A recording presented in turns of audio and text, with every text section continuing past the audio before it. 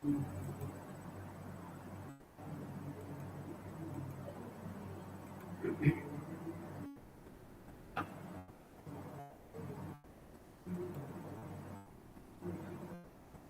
afternoon. Welcome to fifth part of compiler design. In this part, let us discuss about compiler architecture.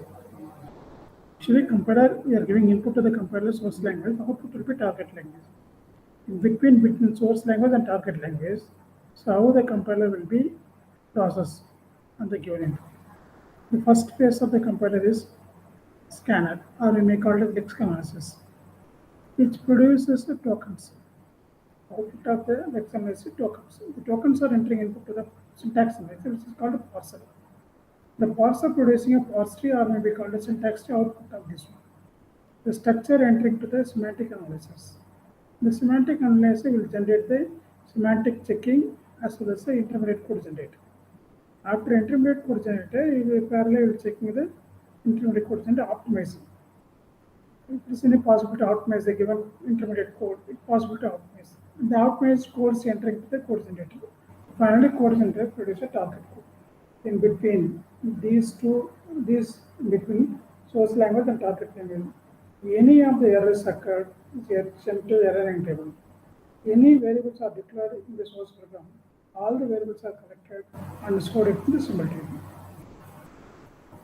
The intermediate code, similar to intermediate representation or intermediate language, lies in front of the front end and back end. The compiler will be divided into two ends, front end and back end. In between these two ends, a tie-up between the intermediate code, language and machine neutral. There are many intermediate code forms are there. Level depends on how being processed. More than one intermediate code language may be used by the compiler. For example, the intermediate high level, this is high level language. A half I j plus 2, this array value, we are sending to T1, this high level language. So the medium intermediate language is this one. How this value is sending to T1. These are the intermediate process. So it is a machine language. After coming directly involved into the registers. So for this code, how the machine language is processed. So all the register 1, register 2, register 7 we are using. So all these will be added and stored to F1. So finally this is possible to T1. So these are the high-level language example. So for the same example, intermediate code language, this representation. So it is a low-level language representation. The intermediate language types are graphical intermediate representations, syntax trees, DAG, and control flow graphs. There are three types of graphical intermediate representation. Also, linear intermediate representation, stack-based, post-fix notation, three-address code. Quotable tables will be there for three-address code representation. The abstract syntax tree. Abstract syntax AST retain essential structure of the parse tree, eliminating unneeded nodes. The syntax tree constructing will construct a tree, so unwanted nodes will be eliminated from this abstract syntax tree. Directed acyclic compared to the abstract syntax tree to avoid duplication. A smaller footprint as well as will be going to the direct acyclic graph. So duplicates are avoided in the DAG. The control flow graphs explicitly model the control flow, how they control flowing one block from the block will be explained by the control flow graph. These are all representation. For example, abstract syntax tree and DAG. A equal B into minus C plus B into inner minus C. So this syntax tree is constructed like this. A assignment operator is a root symbol, then B into minus C left hand side, B into inner minus C left hand side. Similarly, B into inner minus C is right hand side. B into inner minus C is right hand side. These two part will be added with plus symbol. Finally, the result will be assigned to A. So this is a syntax abstract syntax tree of the given expression.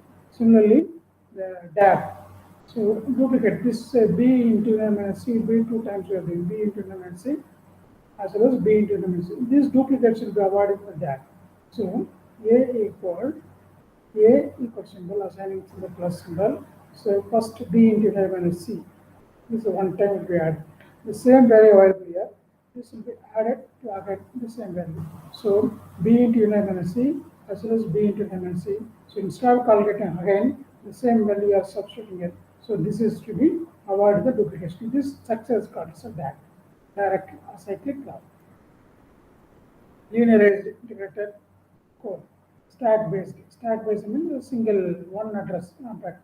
Push to push y, multiply, push subtract. This is the single address compact.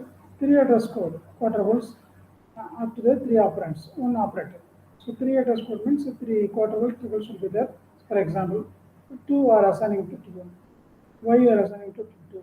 So T1 and T2 will be multiplied and assigning to T3. Three address codes will be there. T1, T2 and T3, T1 and T2. Three address will be there. So maximum 3. Similarly, X will be assigned to T4.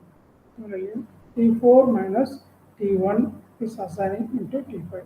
This is a three address code example. For example, this expression A equal P into N minus C plus B into N minus C, how will be working in the compiler. So load word B into the temporary variable T0, B value load into T0, then load word C value into T1. So B value is T0, C value is in T1 now. Again, negative T1. The T1 value is there, the C value, making us negative of the T1, assigning into same variable T1. Negative of T1. Then multiplying T1 minus C will be there here. Multiply with T0, B will be there. Minus C into B multiplied with the result will be stored in T1. Similarly, load B T0, load word C2 T2. Similarly, negative of the T2 again stored in the T2 only. Then similarly multiply by the T0. T0 is B and T2 is a minus C will be multiplied and store the result in C0. Similarly, add T0 T1. T0 will be added and store the result in T1. Finally, this store the word T1 into E. So this is the machine language how this expression is executed. Understand from this. Similarly, DAC A equal to B into N minus C plus B into N minus C. Load the word T2 T0. Load the word C2 T1. Negative the word T1. T1 will be negative. N minus C in the T1. Multiply T1 T0 both will multiply and store the result in T1. Now add. So this T1 T1 both will be added two times. T1 same B into N minus C plus B into N minus C both will be added and store the result in T0. Finally, store the word to T0 to result available here T0 to E. So this is a graphical representation of the DAC. Generating intermediate code. Just as type checking, we need to use syntax of the input to generate the output. Declarations, expression, control flow, function call, and return. Everything will be how generating the intermediate code will be discussed. Processing declaration, global variables as well as local variable. Binding name to storage location. Basic type, integer, real, boolean, like all the basic types will begin.